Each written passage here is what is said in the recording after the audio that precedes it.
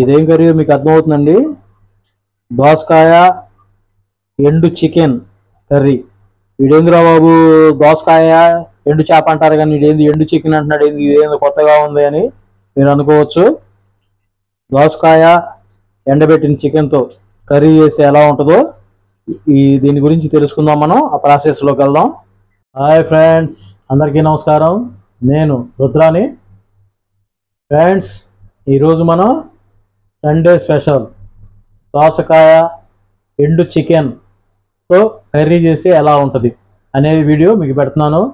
మీరు అనుకోవచ్చు, వీరేంద్ర బాబు దోసకాయ ఎండు చేప, గోంగూర ఎండు చేప అనే మాట విన్నాం కానీ దోసకాయ ఏంది ఎండు చికెన్ ఏందని మీరు అనుకోవచ్చు.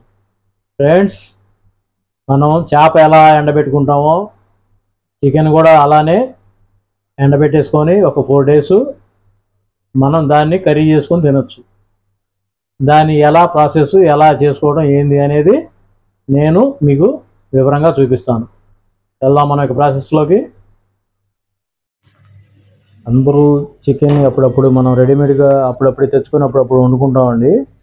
అలా తెచ్చిన చికెన్లోంచి మా ఆవిడ ఒక 10 ముక్కలు తీసిందండి. మంచి కండగల్ల ముక్కలను తీసింది.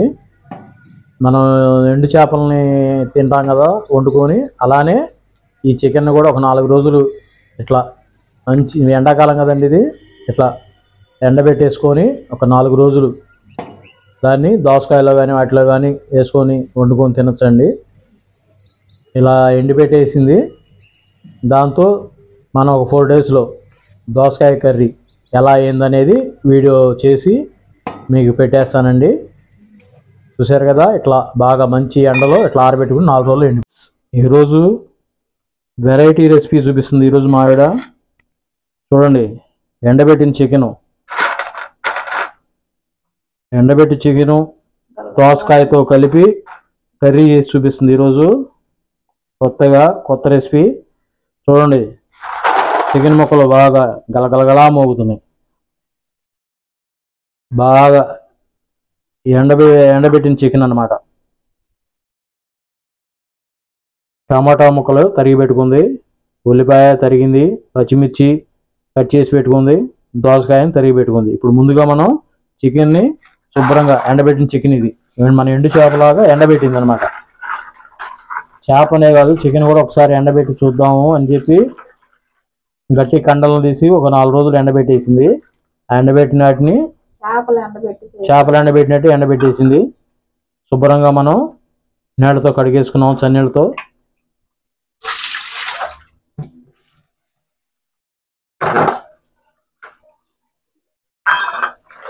శుభ్రంగా కడిగి పెట్టేసుకుందాం. గ్యాస్ వెలిగించుకుందామండి.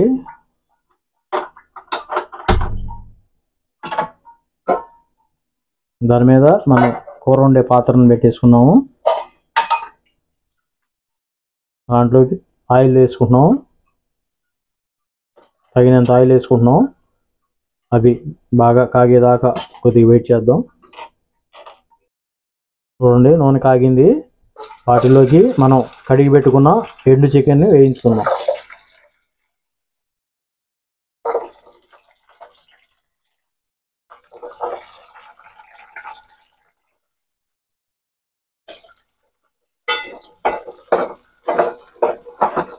చూడండి, అవి వేగిని తీసి ఒక ప్లేట్లోకి తీసేసుకుందాం.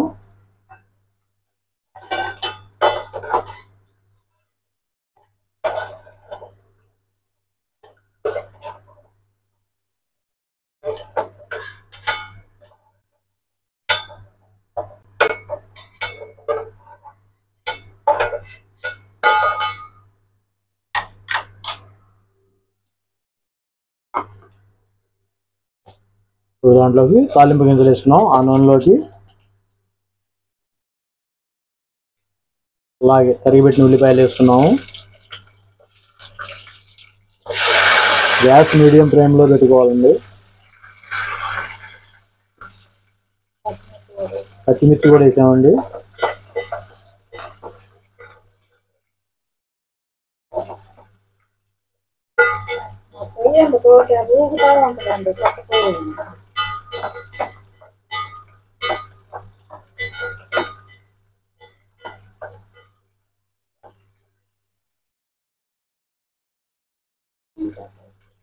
ఇప్పుడు దాంట్లోకి అల్లం వెల్లుల్లి పేస్ట్ వేసుకుంటున్నామండి. ఒక స్పూన్ వేసుకున్నాము.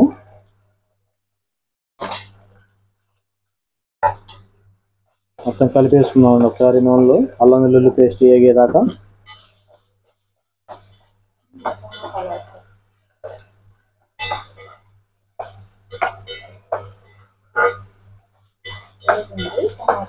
ఇప్పుడు దాంట్లోకి టమాటా వేసుకుంటున్నామండి, తరిగి పెట్టిన టమాటా,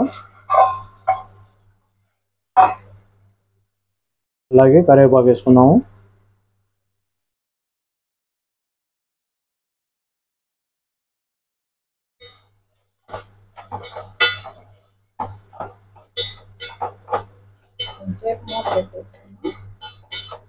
ఒక 2 నిమిషాలు మూత పెట్టేసుకున్నామండి.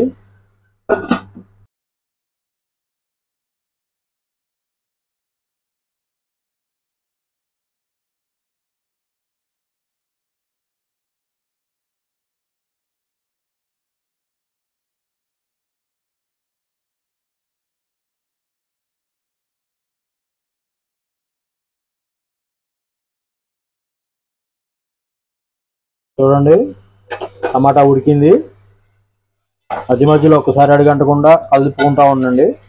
ఇప్పుడు దాంట్లోకి మన ఎండు చికెన్ ముక్కలు వేసుకుంటున్నాం. ఒకసారి మొత్తం కలబెట్టేసుకున్నామండి.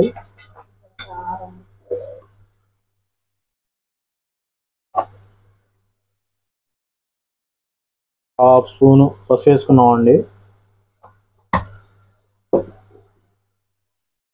కారం ఆల్రెడీ మనం పచ్చిమిర్చి ఉన్నాయి కాబట్టి దాంట్లోకి 1 స్పూనున్నర వేసాం. మీరు ఎక్కువ కారం తినేవాళ్ళైతే కొద్దిగా వేసుకోవచ్చు, స్పైసీగా ఉండాలి అనుకుంటే. 4 ఉంటే తగ్గించుకోవచ్చు. ఆల్రెడీ మనం పచ్చిమిర్చి వేసాం. ఉప్పు వచ్చేసేపటికి తగినంత, ఎవరి రుచికి తగ్గట్టు వాళ్ళు.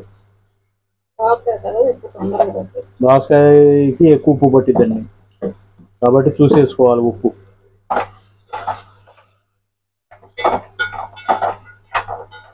స్టవ్ వచ్చేసేప్పుడు మీడియం ఫ్లేమ్లోనే ఉండాలండి, హైలో పెట్టుకోకుండా.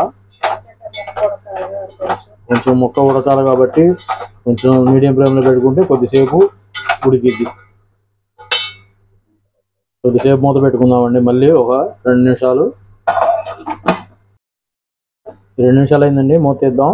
చూడండి లోపల నూనె ఎట్లా ఉందో తొక్కలాడుతుంది, అంటే అవి అంతవాటికి ఉడికినాయి అని అర్థం. ఇప్పుడు దాంట్లోకి మనం దోసకాయ వేసుకుంటున్నాం. దోసకాయ ఉరకనే ఎమ్మనే ఉడికిద్దండి. దాంట్లో కొంచెం వాటర్ వేసుకోవాలా? దీంట్లో నీళ్ళు అవసరం లేదంటండి, దోసకాయల నుంచి నీరు ఊరిద్దంట. అందుకని ఒకసారి మొత్తం కలిపేసుకుందాం.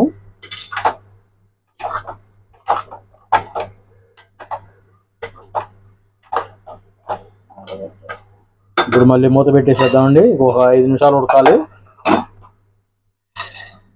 ఒకసారి మూత తీసి చూద్దామండి. ఒకసారి చూడండి, ఒకసారి కలబెట్టేసుకుందాం.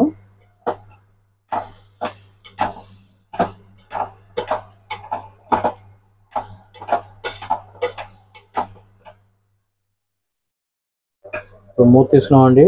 ఇప్పుడు దాంట్లోకి కొద్దిగా మిరియాల పొడి వేసుకుంటున్నాం.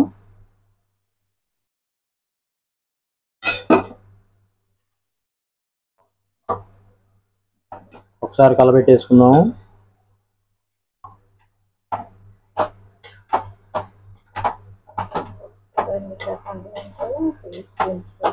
ఇంకొక నిమిషం ఉంచుదామండి.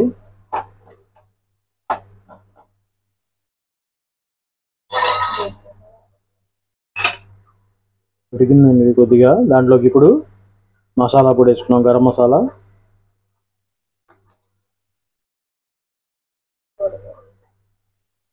ఒక చిటికెడు మెంతి పొడి వేసుకుంటున్నాము, మనకి మంచి సువాసన వచ్చిందండి. ఇప్పుడు మొత్తం ఒకసారి కలబెట్టేసుకుందాం.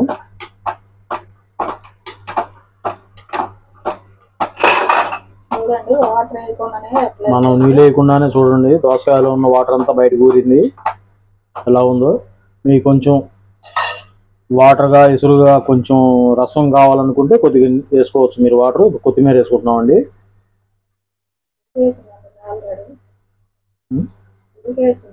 కూర ఆల్రెడీ అయిపోయిందండి ఉడకడం. సరే మొత్తం కలపెట్టేసుకుందాం.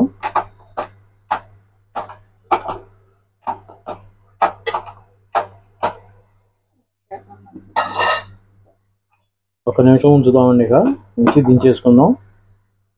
కూర ఉడకడం అయిపోయిందండి. ఇప్పుడు ఒకసారి దించేసుకుందాం. ఇంకా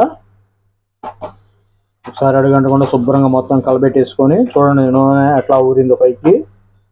ఒకసారి గ్యాస్ ఆపేసుకొని దించి పక్కన పెట్టేసుకుందాం. ఇక దీన్ని మనం సర్వ్ చేసుకొని తినేసేయచ్చు. ఇక అయిపోయింది కూర. దోసకాయతో ఎండు చికెన్ కర్రీ రెడీ.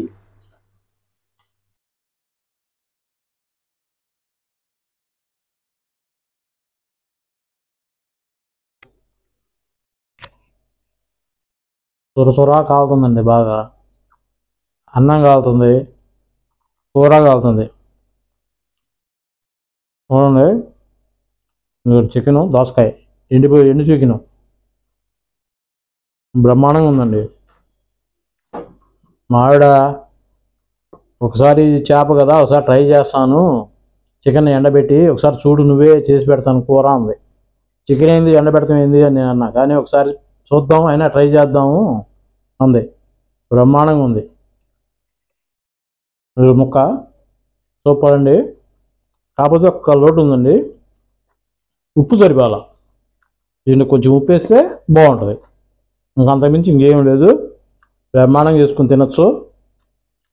ఫ్రెండ్స్ చూసారుగా దోసకాయ ఎండు చికెన్ కర్రీ మీరు చేసుకోవచ్చు బ్రహ్మాండంగా.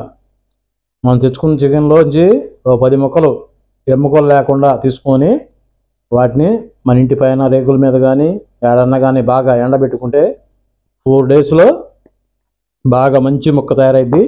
దీన్ని ఈరోజు మనం ఎలా చేసాం అలా కూర వండుకొని తినచ్చు. సూపర్గా ఉంటుంది. మీకు ఏదన్నా డౌట్స్ ఉంటే కామెంట్స్ రూపంలో తెలియచేయండి. ఏదన్నా పొరపాట్లు ఉన్నా మా వల్ల ఏదన్నా మీకు తెలియని ఉన్నా మేము క్లారిటీ చేస్తాము. ఫ్రెండ్స్ మా వీడియో కనుక మీకు నచ్చినట్లయితే లైక్ చేయండి, షేర్ చేయండి, సబ్స్క్రైబ్ చేసుకోండి. ఎవరన్నా కొత్త వాళ్ళు ఉంటే మళ్ళీ మరిన్ని వీడియోలతో మళ్ళీ మీ ముందుకు వస్తాం. అంతవరకు సెలవు. Bye bye. మీ రుద్ర శారద.